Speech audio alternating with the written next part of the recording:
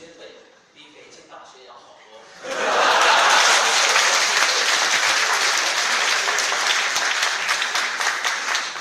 2年前，我们一支老外到清华大学，我们都觉得自己已经中文讲得特别牛，特别了解中国文化。但是现在我只能说，当时的我错了。我那个时候以为我懂中国，实际上我根本不懂。现在呢，2年后，我还是不懂。大家可能以为啊，这个人好像什么都没有学到，但是我跟你们讲，中国的年纪跟欧洲差不多，中国的人口是欧洲的2倍以上。中国的每一个省、城市有可能有自己的文化、自己的习俗，